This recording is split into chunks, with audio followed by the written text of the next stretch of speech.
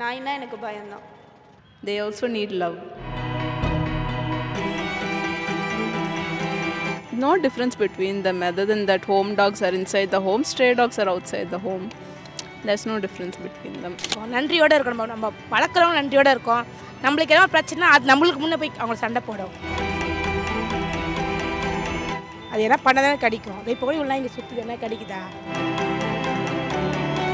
இருக்கக்கூடாது தான் நான் சொல்லுவேன். ஏன்னா சின்ன சின்ன பசங்க நடந்து போகிறாங்க வராங்க, அது எவ்வளோ கஷ்டமாக இருக்குது.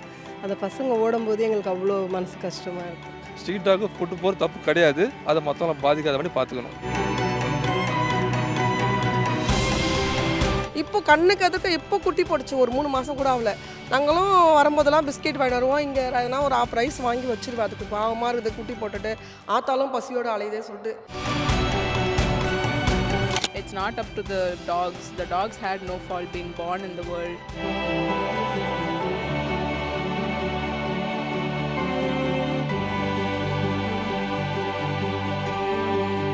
சாப்பிட்டு பாருங்க, டேஸ்ட் சும்மா கெத்தா இருக்கும். Daily double roasted rava, the perfect rava.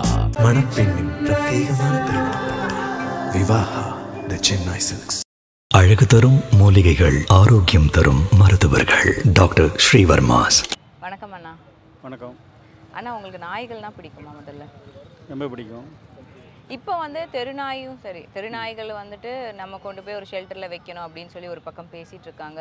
அதனால் பாதிக்கப்பட்டவங்களும் இருக்காங்க, நாய் பிரியர்களும் இருக்காங்கல்ல.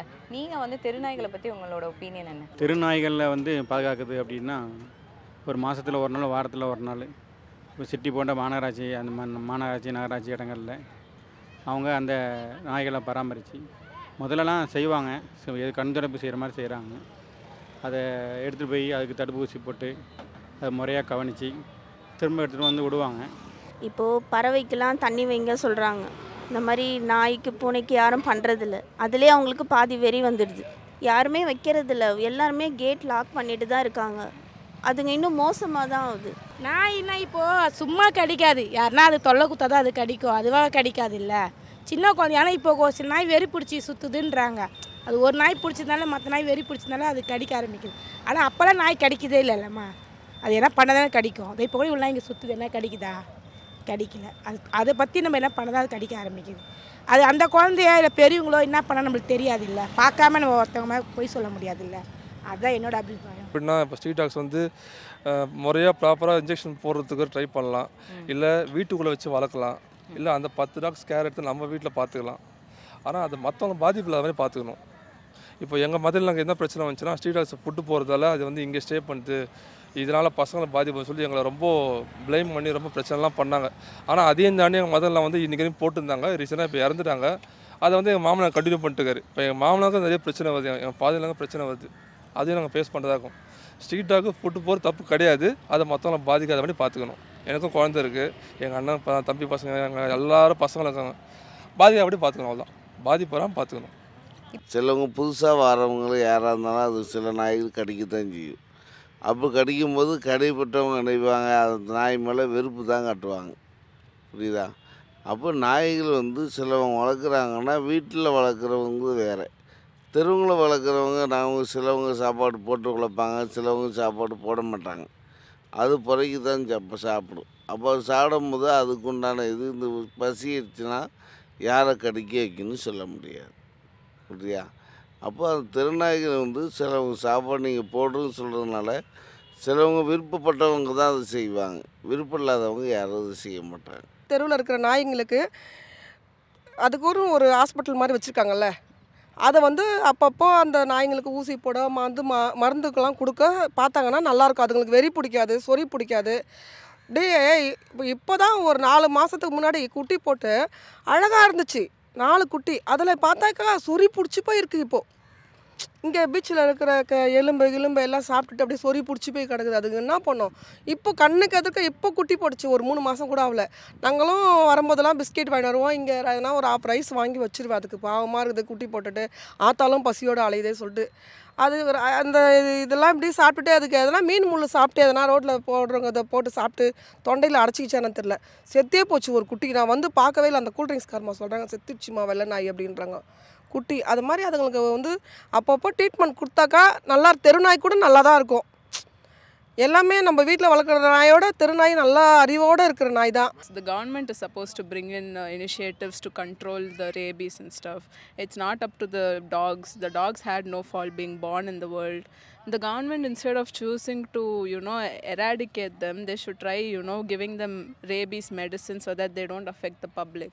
இப்போ கூட ரீசெண்டாக வந்த நியூஸ் என்னன்னா, ஒரு 2 வயது குழந்தைய வந்து தெருநாய் வந்து கடிச்சு கொதறி இருக்குன்னு. அப்படி இருக்கிறப்போ நிறைய பேருக்கு வந்து அவங்களோட எண்ணம் வந்து, ஐயோ இது வந்து பல பேருக்கு பாதிப்பாக இருக்கே, பல பேருக்கு வந்து அச்சுறுத்தல், ஒரு மாதிரி பயமாக இருக்குல்ல, அதை பற்றி என்ன இருக்கக்கூடாது தான் நான் சொல்லுவேன். ஏன்னா சின்ன சின்ன பசங்க நடந்து போகிறாங்க வராங்க, அது எவ்வளோ கஷ்டமாக இருக்குது. அந்த பசங்க ஓடும்போது எங்களுக்கு அவ்வளோ மனசு கஷ்டமாக இருக்குது. அதனால எங்களுக்கு அது வேண்டாம். ஏன்னா சின்ன பசங்க இப்போ யூடியூப்பில் இதெல்லாம் பார்க்குறோம், அவ்வளோ இதுவாக இருக்குது. போட்டு கடிச்சு அது வளர்க்குறவங்கள அவங்க வீட்லேயே கடிச்சிடுது. அப்புறம் என்ன பாதுகாப்பில் அதை இது பண்ணணும். அதனால் அது வேண்டாம். ஃபஸ்ட்டு ஒரு குழந்தைய வந்து அவங்க கேரத்துக்காக ரோடு விடுறது ஃபஸ்ட்டு தப்பு. நாயோட சுபாவம் என்னன்னா, அது வந்து ஒரு விளையாட்டு பொருளாக பார்க்கும், சிலது பல்லு போடும், சிலது இப்போ என் குழந்தைக்கு பார்த்தீங்கன்னா பூனை கடிச்சிருக்கு, நாய் கடிச்சிருக்கு, நாங்கள் ஊசி போட்டிருக்கோம். நம்ம குழந்தை நம்ம தான் கேரத்து பார்த்துக்கணும். அது நாய் கடிச்சிச்சுன்னா நாயோட 5 அறிவு அதுக்கு என்ன தெரிய போகுது. நம்ம தான் அறிவு, நம்ம தான் குழந்தைய பார்த்துக்கணும். நீங்கள் ஃபஸ்ட்டு குழந்தைய ரோட்டில் விட்றீங்க, நான் கேட்குறேன். நாம் பாதுகாப்பாக இருக்கணும். நம்ம நாய் மாரி இருக்குன்னு தெரிஞ்சால் நம்ம பாதுகாப்பாக நடந்துக்கணும், வீடை சாத்தி வைக்கணும், நம்ம பத்திரமா இருக்கணும். நம்ம கொஞ்சம் கரைசல் நாயை திரும்பினா அது நாய் மேலே பழி சொல்லணும். நாய் வீட்டுக்கு வரைக்கும் நம்ம சும்மா இருக்கணும்ல, அந்த தப்பு நம்ம மேலேயும் இருக்குல்ல. இப்போ ரோட்டில் போய் நம்மளை கடிச்சா நாய் கட்சி சொல்லலாம், வீட்டில் வந்து கடிச்சா நாய் கட்சி சொன்னால் நம்ம மேலே தப்பு இருக்கு. நீங்கள் இது வரைக்கும் நாய் வளர்த்துருக்கீங்க? நிறைய வளர்த்துருக்கேன். நான் எல்லாம் கொமரிங் டாக் தான் வளர்த்துருக்கேன். நாய் ரொம்ப பிடிக்கும். இது மாதிரி வந்து பெரும்பாலும் யாரையும் அதிகமாக கடிக்காது. புதுசாக வரவங்களை பார்த்தா குலைக்கும்.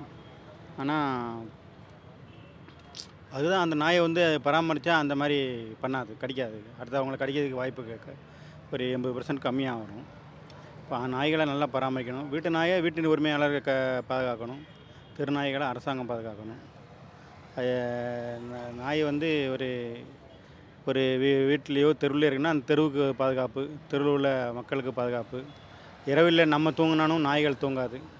அது அந்த நம்ம வீட்டையும் நம்ம தெருவையும் நல்லா பாதுகாக்கும். அதனால் தெருநாயை வந்து அரசாங்கம் நல்லா கவனித்து அதை சுத்தப்படுத்தி அதை தடுப்பூசி எல்லாம் போட்டு அதை மாதந்தோறும் அதை கவனித்து வந்தாங்கன்னா இது மாதிரி இந்த நாய்கடியிலேருந்து கொஞ்சம் மீட்டு வர்றதுக்கு நல்ல ஒரு வாய்ப்பாக இருக்கும். அது நம்ம தான் பார்த்துக்கணும். இப்போ எங்கள் தெருவில் பார்த்தீங்கன்னா எல்லா ஸ்ட்ரீட்டாங்க பார்த்தா என்னை பார்த்தோன்னா வாலாட்டின்னு வரோம், குழந்தைய பார்த்தா நக்கும், அவ்வளோதான், கடிக்காது. ஆனால் மற்ற ஏரியாவில் கடிக்குதுன்னு சொல்கிறாங்க, அது கொஞ்சம் கஷ்டம் தான். இப்போ நம்ம குழந்தைங்க ஆச்சுன்னா ஃபர்ஸ்ட் ஆஃப் ஆல் வந்து இப்போ சும்மா இருக்க பர்சனை போய் நாய் கடிக்க போகிறது இல்லை. நம்ம வந்து ஒரு 11:30க்கு ஒரு பையன் வந்து பைக்கில் ரைஸ் பண்ணிட்டு போனானா தான் பின்னாடி வந்து துரத்த போகுது. அது சும்மாவே போய் கடிக்கணும், இல்லை வந்து உங்கள் பையனை போய் கடிக்கணும், இல்லை அது உங்களை யாராச்சும் இது பண்ணணும்னு அதுக்கு இதுவே இல்லை. செகண்ட் வந்து ரோட்டில் நம்ம போடுற வேஸ்ட்டை சாப்பிட்டுட்டு தான் அதுக்கு இன்ஃபெக்ஷன் ஆகி அது வந்து இந்த சொல்லுவாங்க ரேபிஸ் அந்த மாதிரிலாம் வர்றதுனால அதுக்கு வந்து அஃபெக்ட் ஆகி தான் அது அப்படி பண்ணுது. நம்மளால தான் ப்ராப்ளமே அவங்களுக்கும் வருது, அதனால நமக்கு ப்ராப்ளம் வருதே தவிர அதை வச்சு அவங்கள வந்து தனிப்பட்ட பண்ணணும், அவங்கள இது பண்ணிட்டு வைக்கணும் அப்படியெல்லாம் வச்சா நம்மளையும் அப்படி பண்ணால் என்ன பண்ணுவோம் நம்ம. இப்போ ஒரு நாய் வந்து வெறி நாயும்பாங்க. அப்போ அதுக்கு வெறி பிடிச்சிருக்குங்கிறது வந்து நார்மலாக மக்களுக்கு ஐடென்டிஃபை பண்ண தெரியாது, யாராலையும் கண்டுபிடிக்க முடியாது அது என்ன நிலைமையில் இருக்குங்கிறப்போ. அப்படி இருக்கிறப்போ தெருநாய்கள் எப்படி வந்து பாதுகாப்பாக இருக்கும்? இப்போ பசி அதிகமாக போய் தான் ஒருத்தர் போய் ஏதாவது ஒன்று கேட்க வேண்டியிருக்கு, தொட வேண்டியிருக்கு, திருட வேண்டியிருக்கு. இப்போ பசிக்கு 3 வேளை சாப்பாடு சாப்பிட்டாச்சும் நம்ம எதுவும் கேட்க தோணாதில்லை. அது மாதிரி அதுவும் ஒரு ஜீவன் தானே, அதை பராமரித்தா நிச்சயமாக அது காப்பாற்றப்படணும், நம்மளும் நல்லாயிருக்கும். நாய்னா எனக்கு பயம்தான். ஒரு 2-3 நாய் சேர்ந்து ஓடி வந்துச்சுனாலே நம்மளுக்கு ஒரு பயம் தானே. அதனால நாய் அதுங்க அங்கே வருதுன்னா நான் அங்கே போயிடுவேன். ஏன்னா எப்போ அது சண்டை போட்டுகிட்டே வந்து நம்ம மேலே வந்துடுதுங்க. மனுஷங்களே ஆப்ரேஷன் பண்ணிக்கிறாங்களே 2 குழந்தை போய்துன்னு, அதுங்களுக்கும் ஆப்ரேஷன் பண்ணி விட்டுடலாம்ல.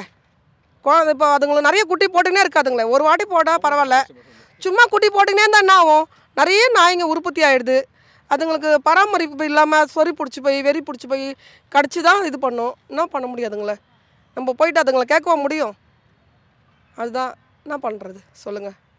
அதுங்களுக்கு பண்ணுற வைத்தியம் பண்ணணும், பண்ணாதான் அதுங்களுக்கு சரியாகும். இல்லை போதும் ஒரு தடவை குட்டி போடுதா எல்லா நாயும் ஆண் நாய் பெண் நாய் எல்லாத்தையும் போய் ஆப்ரேஷன் பண்ணி விட்டாலும் பரவாயில்ல. அதுங்க அதுங்க ஜீவன் தனியாக அதுங்க வளரப்போகுது. நம்ம எப்படி வந்து ஸ்ட்ரே டாக் பத்தி பேசுறோமோ அதே மாதிரி வீட்டு நாய்களும் இருக்கு. நம்ம அது வந்து தெருவில் இருக்கிறவங்க கடிச்சு அவங்க அதனால இறந்தவங்க நிறைய பேர் இருக்காங்க. இப்போ நமக்கு வந்து பேண்ட் டாக்ஸ்னு சொல்லிட்டு பிட்புல்லா இருக்கட்டும், ராட்வீலர், இத்தனை டாக்ஸ் எல்லாம் அந்த ஓனரால ஹேண்டிலே பண்ண முடியல. அப்போ அதுவும் தவறு தானே? அவங்களுக்கு என்னதான் பிடிச்சிருந்தாலும் அந்த ஓனர் தான் ஹேண்டில் பண்ணணும். அதுதான் அவங்க வந்து ஃபெரோஷியஸா இல்லாம வளர்க்கணும். அது அட்டாக்கிங் டாக். ஸோ அதுக்கு நீங்க என்ன சொல்வீங்க? அட்டாக்கிங் டாக்ஸை வீட்டுக்குள்ள வச்சு வளர்க்கணும். நைட்டு 10-11க்கு மேலே தான் வாக்கிங் கொண்டு வரணும். என்னோட அபிப்பிராயம் தான். மக்கள் நடமாட்டம் இல்லாத சமயத்தில் வாக்கிங் கூட்டணும். அதே மாதிரி மார்னிங் பிஃபோர் 7:30 கூட வாக்கிங் போயிட்டு வந்துடணும். இந்த பிட்வீன் கேப்பில் வீட்டுக்குள்ள வச்சு தான் வளர்க்கணும். ஏன்னா ரொம்ப அக்ரெசிவான டாக்ஸ் எல்லாமே. பிட்புல்லாம் கடிச்சுன்னா ஒரு பல்லு பட்டாலே இறங்கிச்சினாலே 2 சதையை எடுத்துரும். ராட்வீலர்லாம் பார்த்தீங்கன்னா ரொம்ப அக்ரெசிவான டாக். அதுக்கு சாப்பாடு போடலாம் ஓனரே கடிச்சு சாவடிச்சிடும். நான் பார்த்துருக்கேன். ஃபுட்டு அந்த டைமுக்கு வைக்கிறலாம் ஓனரே அட்டாக் பண்ணும். என் ஃப்ரெண்ட் வீட்டில் அட்டாக் பண்ணியிருக்கு, லேடிஸ்லாம் அட்டாக் பண்ணியிருக்கு. மேக்ஸிமம் அந்த டாக்ஸை வளர்க்காது நல்லது தான். இல்லைனா அந்த கிராம சைடில் நல்லா கொஞ்சம் ஸ்பேஷியஸான சைடில் வளர்த்தலாம். சிட்டி உள்ள வேணாம் அந்த டாக்ஸ். ஸ்ட்ரீட் டாக்ஸ் நம்ம பராமரிக்கலாம். ராட்வீலர்லாம் ஹேண்டில் பண்ண ரொம்ப கஷ்டம். அதை ஹேண்டில் பண்ண தனியாக முறையாக ஒரு ட்ரெயினர் வேணும் அதுக்கு. அதாவது அந்த டாக்ஸ்லாம் பார்த்தீங்கன்னா ஒரு 1/2 hour தாண்டிச்சுனா, ஃபுட்டு போகிற டைம் தாண்டிச்சாலே நம்ம ஓனரை கடிக்கும். அது நான் பார்த்துருக்கேன். அது ஓனர் அட்டாக் பண்ணி நான் பார்த்துருக்கேன். அந்த டாக்ஸ் வேணாம் நினைக்கிறேன். அதை வந்து ஃபுல்லாக அவாய்ட் பண்ணிடலாம். அந்த டாக்ஸே வேணாம். இப்போ உங்கள் வீட்டில் டாக்ஸ் எல்லாம் வளர்க்குறீங்க? எல்லாமே ஸ்ட்ரீட் டாக்ஸு அந்த மாதிரி டாக்ஸ் தான். நாட்டு நாய், இந்த கன்னி சிப்பிப்பார் அப்படி தான் வளர்க்குறோம். அந்த ப்ரீட் டாக்ஸே வளர்க்கறதே கிடையாது. அது எனக்கு பிடிக்கவும் பிடிக்காது. இது சொல்கிற பேசி கேட்கும், கூடயே படுத்துக்கலாம். அது சொல்கிற பேசி கேட்காது. அதோட மென்டாலிட்டி வேறு மாதிரி இருக்கும். அது சிலவங்க வந்து அது அவங்க வீட்டில் உள்ளவங்களோட அதை பொறுத்து தானே அது இருக்குது. வீட்டில் வளர்க்குறாங்கன்னா வீட்டில் அவங்க பாதுகாப்புக்கு தான் அவங்க வளர்க்காங்க. அது அவங்க வீட்டுக்குள்ளே வளர்க்காங்க. வெளியில் விட்டு யாரையும் கடித்தாதான் அவங்க பொறுப்பாக முடியும். அவங்க வீட்டுக்குள்ளே வந்து கடித்தா அது அவங்க தானே இப்போ பார்க்கணும். That the owner should be trained enough to handle them. My parents also have like Rottweiler and all. It's supposed to be very ferocious, but if you train them the right way, they won't be ferocious. My German Shepherd and all won't even bite anyone because it knows it will get hell if it bites. It depends on the owner, not the dog. இப்போ நாய்க்கு வந்து அது பாதிக்கப்பட்டவங்களோட நிலைமைங்கிறது வேற இல்லை. ஏன்னா அவங்களோட குழந்தைகள் இருக்காங்க, அவங்களுக்கும் ஒரு கஷ்டம் இருக்கு, அவங்களோட ஒரு மனசும் ஒன்று இருக்கு. அவங்க அந்த நாயினால பாதிக்கப்படுறாங்க. அதுக்கு அவங்க ஒரு கருத்து சொல்றாங்க. அதை பத்தி அந்த இடத்துல நானும் அப்படி தானே சொல்லுவேன். ஏன்னா எனக்கும் குழந்தைங்க இருக்காங்களே, என் குழந்தைய கடிச்சா அப்போ எனக்கு கோவம் வரல. 2 பக்கமும் யோசிக்க வேண்டியது. இப்போ என் குழந்தைய கடிச்சா இப்போ நாய் பற்றி நானும் சொல்லுவேன், நாய் தேவையில்லை, ஏன் நாய் இப்படி விட்டு வச்சுருக்கீங்க நானும் கேட்பேன். அதனால 2 பக்கமே எனக்கு கரெக்டாக தான் இருக்குது. அவங்க பேச நாயமாக தான் இருக்குது. நம்ம இப்போ இது வந்து இயற்கையாக நடந்தது. இது வந்து நாய் கடிச்சது வந்து எனக்கு தெரியாது. அதுதான் சொல்ல முடியும். நம்ம நாய்கிட்ட என் குழந்தைய விடணும். இப்போ நம்ம நாய்கிட்ட விட போகிறது இல்லை. சும்மா ஒரு குழந்தை வந்துட்டு கேட்டில் இருந்து வெளியே போகுது, இல்லைனா கூட்டிகிட்டு போகிறாங்கன்னா திடீர்னு வந்து அட்டாக் பண்ணுது. தெருவில் ஒரு குழந்தை விளாண்டுட்டு இருக்குன்னா அந்த குழந்தைய வந்து அட்டாக் பண்ணுது. அது அந்த நாய் வந்து அந்த ஏரியாலே தெரியும்ல நம்மளுக்கு அது ப்ராப்ளமாக இருக்கா இல்லையா. அதுக்கு அப்போ தெரியாமல் இருக்குன்னா அப்போது அப்போ அரெஸ்ட் பண்ணி தான் ஆகணும். அப்போ அவங்களுக்கு தெரியாதப்போ அதுக்கு தான் வந்து சில ஸ்கீம்லாம் வச்சுருக்காங்களே. அதே மாதிரி 6 monthsக்கு ஒன்ஸ் எல்லா நாயுமே செக் பண்ணுறாங்க. ஆக்சுவலி சொல்ல போனால் எங்கள் ஏரியாவில் பண்ணுறாங்க. ஏன்னா எங்கள் அண்ணா அதில் தான் இருக்கான். ஸோ எனக்கு அது தெரியும், அதனால நான் சொல்கிறேன். சாப்பிட்டு பாருங்க, டேஸ்ட் சும்மா கெத்தா இருக்கும். Daily double roasted rava, the perfect rava. மணப்பெண்ணின் பிரத்யேகமான விவாஹா தி சென்னை சில்க்ஸ். அழகு தரும் மூலிகைகள், ஆரோக்கியம் தரும் மருத்துவர்கள். டாக்டர் ஸ்ரீவர்மாஸ்.